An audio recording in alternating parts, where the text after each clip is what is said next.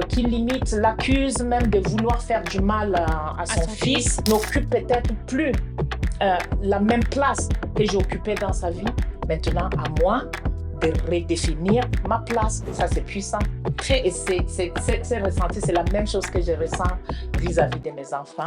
Bonjour et bienvenue dans Une main tendue, notre podcast de motivation et d'inspiration. Ici, nous croyons en la force du lien, en la puissance du partage. Je suis Martha Shea, votre Yéma préférée.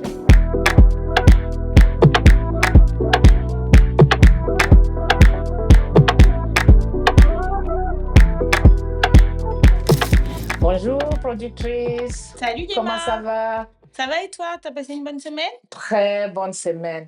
Alors, tu sais quoi? Cette semaine, j'ai croisé une amie que je n'avais pas vue depuis longtemps et on a eu une discussion qui m'a tellement marquée et j'ai pensé qu'il faut qu'on en discute aujourd'hui. Ça va être le sujet d'aujourd'hui. Trop bien, let's go! Alors, donc, je croise cette amie et je la trouve, elle avait l'air fatiguée, elle avait l'air, limite, on aurait dit qu'elle était souffrante. Je m'attendais à ce qu'elle me dise que soit elle a été malade ou elle a eu un malaise. Et tu sais ce qu'elle me dit? Quoi? Elle me dit qu'elle était triste parce que ses enfants sont partis poursuivre leurs études ailleurs. À l'étranger. Sa fille est partie à l'internat et son fils est allé à l'étranger pour poursuivre ses études supérieures. Ok. Ça m'a interpellée, d'autant que j'ai connu ça aussi à un moment de ma vie. Et c'est ça qu'on va parler aujourd'hui. Trop bien. Ben ouais, moi ça me parle parce que en tant que fille, moi aussi j'ai quitté le nid à un moment donné, donc ça sera intéressant d'avoir la perspective d'une maman sur cette période. Absolument, c'est ce qu'on va essayer de faire. Alors donc aujourd'hui, on va parler de cette période de transition. Cette période où les enfants grandissent, prennent leur envol. La maman, et je tiens à le dire, c'est les parents, mais le phénomène est beaucoup plus répandu parmi les mamans. Et surtout les mamans qui ont élevé leurs enfants seuls. C'est une période de transition où les enfants grandissent, prennent leur envol. La maman se sent limite inutile, tourne en rond et se sent vide en fait. Alors, cette période, c'est une période de transition où son rôle de maman doit changer, c'est-à-dire passer d'un rôle de guide à un rôle d'accompagnatrice. C'est également une période où il y a des disponibilités. Alors, on va dire qu'elle se retrouve avec du temps libre. Ouais. Et ce temps-là, il faudrait qu'elle remplisse ce temps-là. Il faut qu'elle trouve des occupations à elle. Donc, il faut qu'elle se redécouvre, en fait. Donc, c'est de cela qu'on va discuter aujourd'hui. Trop bien. Est-ce que tu sais s'il y a eu des études qui ont été menées justement sur la santé mentale ou sur l'impact mental qu'a cette période chez les femmes? Alors, à vrai dire, les études quantitatives sont plutôt rares et limitées. Mais par contre, les études qualitatives démontrent que un certain nombre, un nombre raisonnable de parents, surtout des mères, encore j'aurais dit, qui éprouvent un désarroi, vraiment une période de vide quand les enfants quittent le nid. Est-ce qu'on peut même parler de dépression ou c'est trop dire? On va pas aller jusqu'à la dépression parce que en termes de dépression, on ne peut pas quantifier. Mais par contre, il y a quelque chose qui se passe, quelque chose de négatif. Et surtout, c'est aussi culturel. Parce que dans certaines cultures, un enfant qui quitte le nid, c'est un succès, c'est la réussite. Ouais, c'est clair. Et si l'enfant ne quitte pas à un certain âge, c'est traduit Considéré. comme un échec. C'est ça. Et donc, ça ne va pas jusqu'à arriver à la dépression proprement parlant, mais il y a un malaise. Parfois, nous, les mamans, on a du mal à lâcher prise sur nos enfants. On les aime tellement, on y met tout notre cœur, on y met le temps, on investit notre temps, nos moyens, mais vraiment notre être entier. Que vous en deviez un peu possessive. Exactement, c'est le mot. C'est-à-dire, cet amour devient possessif. Presque comme si c'était une autre chose, entre guillemets. On a du mal à s'en séparer. Est-ce qu'on peut parler d'égoïsme parental? on peut effectivement parler d'une sorte d'égoïsme inconscient. Parce que ce n'est pas de l'égoïsme proprement parlant, mais agir comme cela, nous, les mamans, on ne se rend pas compte. Ouais. C'est-à-dire, on les aime tellement qu'on finit par vouloir que leur vie devienne la nôtre, leur vie reste entièrement liée à la nôtre. Ouais. Et on n'arrive pas à les laisser partir, malheureusement. Et d'ailleurs, j'ai un film, je ne sais pas si tu connais ce film-là, Girlfriend. The Girlfriend, tu veux dire la mini-série sur Prime Video? Exactement, The Girlfriend. Ouais, j'ai vu. Ce film est magnifique. Ce film illustre exactement ce que traversent les mamans, dont moi. Ouais. Il y a donc cette maman Laura qui a un fils et qui devient limite, comment dire, envahissant dans la vie de son fils, on va le dire comme cela. Et son amour pour son fils devient problématique au moment où son fils trouve une copine, the girlfriend. Donc, ça, c'est un truc où tu peux relate ou pas du tout? Absolument, je relate complètement. Alors, il faut surtout savoir que Laura exprime sa peur, et une peur qu'en tant que mère, on ne le dit pas très souvent, mais c'est une peur légitime. On a tellement investi dans notre enfant, notre fils, qu'à partir du moment où on a l'impression que son amour est partagé avec une autre personne, on prend peur. On se demande, est-ce qu'on n'est pas en train de perdre notre place dans sa vie? Et ça devient compliqué. Spoiler alerte, mais Yema, est-ce qu'on peut parler de la fin de la série, s'il te plaît? Oui, pourquoi pas, on va en toucher un mot sans vraiment entrer dans les détails.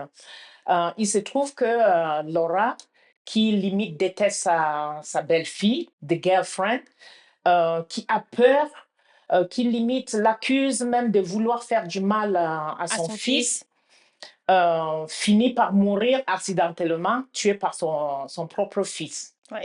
Mais à la fin du film, on a l'impression, pour moi ça reste une impression, que Laura avait raison de se méfier de sa belle-fille. Parce que la manière dont les choses se passent à la fin prouve que les soupçons de Laura étaient avérés. Dans l'exemple de cette mini-série, effectivement, Laura, depuis le début, elle a des doutes sur, comment dire, les motivations de sa future belle-fille. Mais c'est vrai que la dynamique entre elle et son fils est malsaine tout le long du film. À plusieurs reprises, elle est super possessive, elle est envahissante, elle fait même... Oui, malheureusement, il est vrai, Laura avait peut-être la bonne intuition, mais il faut surtout se dire que oui, certes, il y a l'intuition maternelle, mais très souvent aussi, certaines mères en abusent. Certaines mères en abusent. Ils prennent pour prétexte cette soi-disant intuition maternelle pour faire du mal à autrui, en fait. Exactement. Et cette possessivité, parce que c'est de ça qu'il s'agit, en fait, cette possessivité est malsaine au final. Parce que même la Bible nous le rappelle, que les âmes appartiennent à Dieu et non pas à nous, les parents. Les enfants ne nous appartiennent pas. Et je vais citer ça dans le livre d'Ézéchiel. Ézéchiel chapitre 18, verset 4, qui dit « Voici, toutes les âmes sont à moi, l'âme du Fils comme l'âme du Père. L'une et l'autre sont à moi. » Donc, cela prouve quoi? Cela prouve que à vouloir être possessif, à vouloir que la vie de nos enfants soit directement liée à la nôtre, on est en tort, en fait. On est en tort parce que les enfants ne nous appartiennent pas. Les enfants appartiennent à Dieu. Leurs âmes appartiennent à Dieu. Parce que notre possessivité, au final, fait en sorte qu'on les traite comme si c'était notre propriété. On veut décider pour eux. On veut qu'ils aiment ce que nous aimons. On veut qu'ils aillent où nous voulons aller. On veut même choisir les relations. Et pourtant, le vrai amour d'une mère, est-ce que ce n'est pas tout simplement d'aimer ce que son enfant aime? Est-ce que ce n'est pas d'aimer les goûts de son enfant? Est-ce que ce n'est pas, au final, d'aimer les relations de son enfant? Et c'est là où je reconnais qu'avec mes beaux-enfants, j'ai une relation plutôt très bien. Mais ça, je tiens à le dire, qu'il m'a fallu quand même une maturité émotionnelle pour en arriver à cela. Ouais, c'est clair. Tout à l'heure, tu parlais d'amour qui se divise, mais en réalité, il se multiplie. Et ça, c'est une prise de conscience qu'il faut avoir. Exactement. C'est une prise de conscience et c'est là où je parle de cette maturité émotionnelle pour arriver à se dire que certes, mon fils ou ma fille a peut-être quelqu'un d'autre qui l'aime, mais son amour pour moi n'a pas changé parce qu'au final, c'est pas le même type d'amour en fait. Mhm. C'est pas le même type d'amour. Certes, je n'occupe peut-être plus la même place que j'ai occupée dans sa vie. Maintenant, à moi de redéfinir ma place. Et ouais, tu parlais tout à l'heure d'un changement de rôle, d'une nouvelle position, d'une nouvelle posture à adopter. Tu peux nous en parler un peu plus?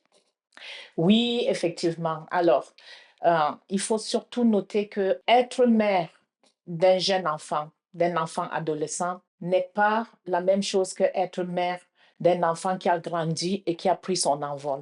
Oui, parce que les besoins changent. Les besoins changent, les attentes de l'enfant changent. Et donc, c'est le moment de lâcher prise pour nous les mères. C'est le moment de redéfinir son rôle, sa position dans la vie de son enfant. Mhm. Et ça, c'est très bien illustré d'ailleurs par un film que j'ai regardé déjà à plusieurs reprises. Mhm. C'est le film Otherhood. Je ne sais pas, est-ce que tu l'as regardé, ce film? J'en ai entendu parler, c'est avec Angela Bassett, c'est ça? Exactement, le Ouais, film avec Angela j'ai Bassett. vu Il est magnifique, ce film. Je vous encourage à aller regarder ce film. Je l'ai regardé déjà à plusieurs reprises. Alors, pour faire court, il s'agit de trois mères Mhm. qui se rendent compte qu'ils sont oubliés par leurs fils, qui ont grandi et qui sont partis s'installer en ville, en l'occurrence à New York. Et les trois mères décident d'aller à la poursuite de leur fils. À l'occasion de la fête des mères, je crois, non? Absolument. Alors, qu'est-ce qui leur fait prendre cette décision? C'est parce que toutes les trois, en fait, elles se retrouvent, elles se rendent compte qu'elles n'ont pas eu ni des messages, ni des appels, ni des cadeaux de leur fils à l'occasion de la fête de mère. OK. Donc, pour elles, elles tirent la conclusion que ben, les enfants les ont oubliés. Oublié. Elles quittent toutes les trois, elles partent donc rejoindre leur fils. Sauf que ce voyage va devenir une révélation, Ouais. tout simplement. À leur arrivée à New York, donc, elles se rendent compte qu'en fait, leurs fils vivent leur vie très bien, qu'ils n'ont pas besoin d'elles, les mamans, comme ils auraient eu besoin quand ils étaient beaucoup plus jeunes. Donc, elles prennent conscience que certes, elles sont toujours des mères, mais elles ne sont plus les mères qui guident, mais plutôt les mères qui accompagnent. Hmm. Elles sont Subtil. toujours exactement. Donc, leur position change des mères qui guident aux mères qui accompagnent. Est-ce que tu peux nous expliquer la différence entre les deux? Parce que c'est subtil mais puissant.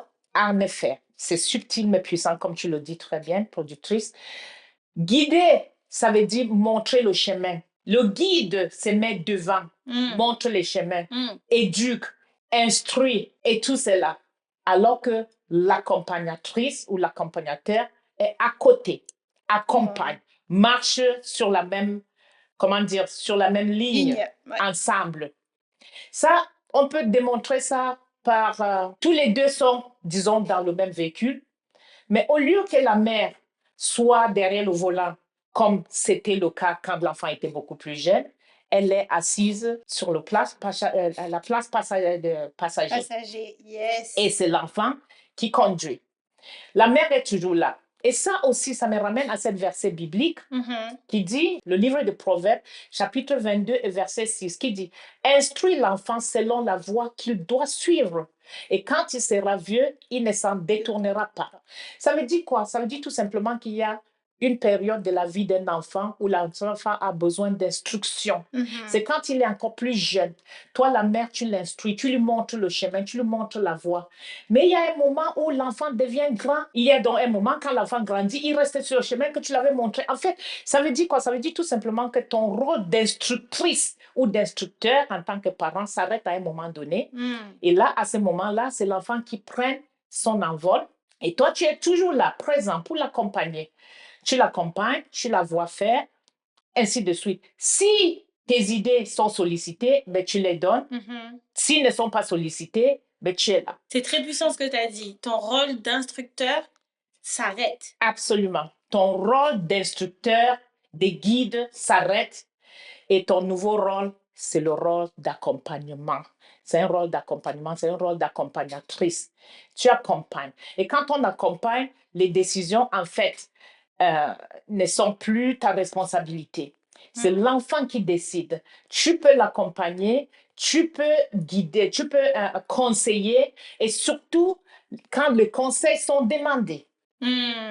Quand tes conseils sont demandés, tu peux les porter. Je reconnais, ce n'est pas toujours très facile parce que nous, les mères, il y a toujours des moments où comment dire, l'instinct maternel Reprend le dessus. reprend le dessus avec autorité. Mais quand on a cette maturité émotionnelle dont j'ai fait allusion tout à l'heure, on revient très vite à sa place et on comprend qu'en fait, qu'on est en train de sortir de son rôle d'accompagnateur et donc on revient très vite à sa place. Est-ce que, par hasard, tu aurais un exemple personnel pour illustrer tout ça?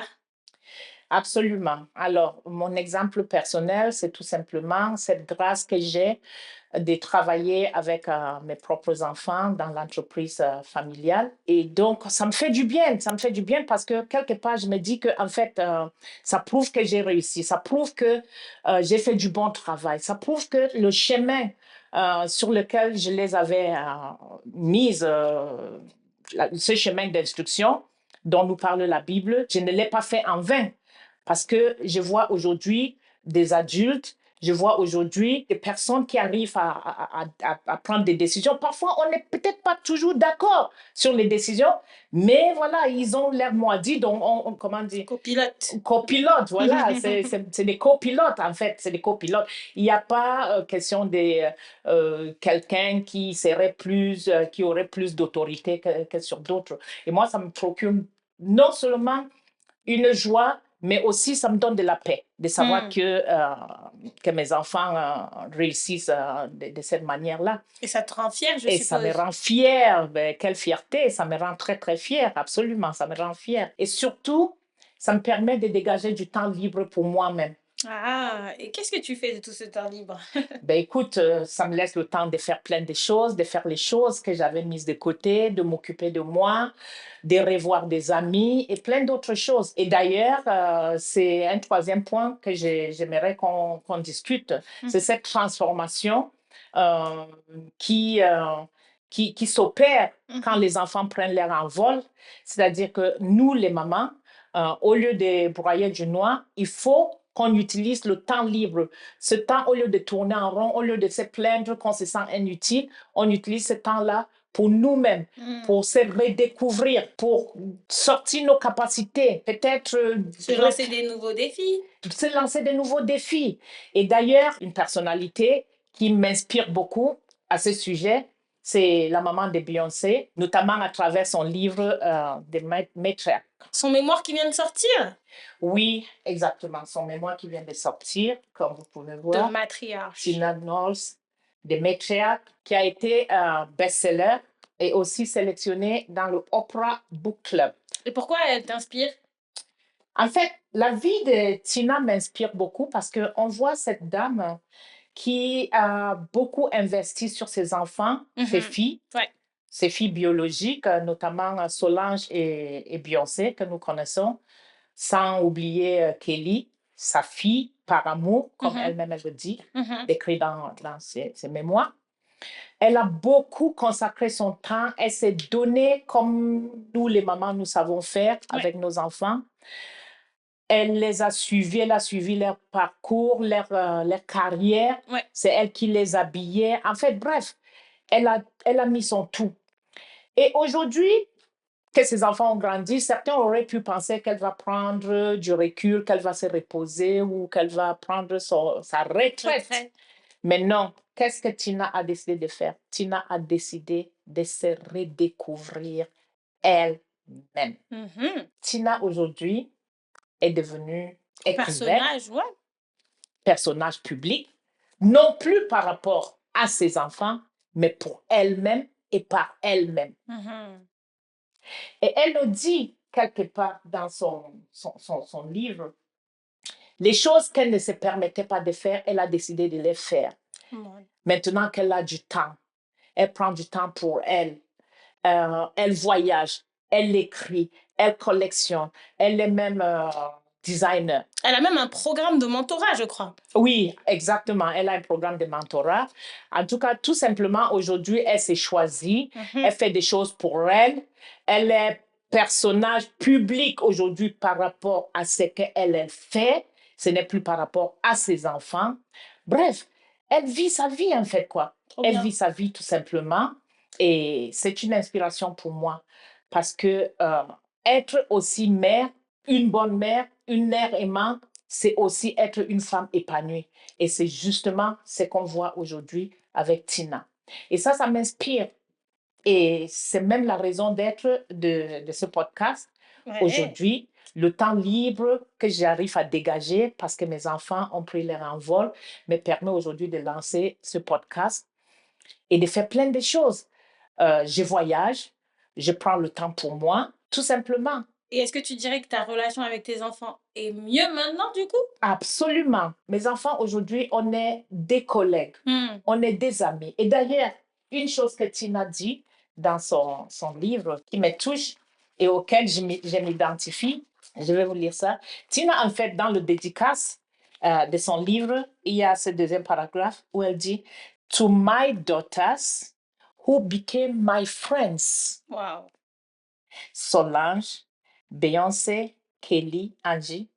You are my crew, my tribe, my ride or die. What would I do without you? Super. Ça, c'est puissant. Très. Et c'est ressenti, c'est la même chose que je ressens vis-à-vis de mes enfants. C'est mes amis, c'est mes confidents. En fait, on a une relation fusionnelle, amicale, et c'est une fierté pour moi. C'est une énorme fierté. En conclusion, je dirais que aimer, c'est aussi apprendre à se retrouver soi-même. Et toi, quelle nouvelle version de toi es-tu prête à découvrir? Trop bien. Merci Emma pour ces mots. Je suis sûre que toutes les mamans qui nous ont écoutées aujourd'hui doivent se sentir très encouragées. Merci, productrice. Et à toi, maman, qui m'écoute, sache que si tes enfants prennent leur envol, ce n'est pas ta vie qui s'arrête. Non, loin de là. C'est plutôt une nouvelle page qui s'ouvre. Alors écris-la. C'est tout pour cet épisode. N'oubliez pas de liker, partager et vous abonner. Dites-moi dans les commentaires ce que vous en avez pensé. Donnez-moi vos avis. Merci d'avoir écouté cet épisode d'une main tendue. Je vous dis à bientôt. Mais surtout, rappelez-vous que parfois il suffit d'un mot, d'un geste ou d'une main tendue pour tout commencer ou recommencer. C'était Martha Shea, votre Yéma préférée.